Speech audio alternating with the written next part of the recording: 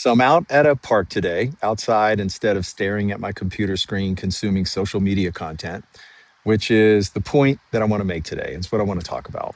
So when I started this Spirit First challenge, I have to admit I did it for selfish reasons. I wanted to stop polluting my own mind. There is a Bible verse in the book of James that describes true religion as keeping oneself from becoming polluted by the world.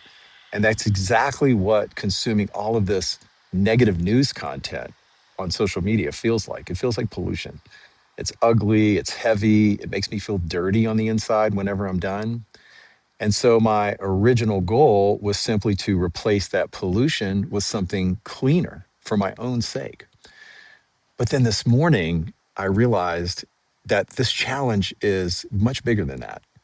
What I realized is that when we give our attention to something, on the surface, we might think that it's a one way street, right? We think that information is flowing in, we receive it in our minds, and that's it, done. But our attention is actually energy, and energy flows in both directions. So when we watch something, we aren't just receiving its energy, we're also feeding it ours. Watch time is money, literally. Advertising dollars will follow our attention wherever it goes. And these digital platforms will grow in whatever direction that we point our eyes, which means that every time that we scroll through negative fear based content, we're not just letting it into our minds, we're actually funding it. We're voting for more of it. We're feeding the very thing that we don't want to see growing in the world. And I have to admit, I mean, I have been a huge part of that. My attention has been going directly into the machine that's been filling me with negativity. This challenge is not just about us.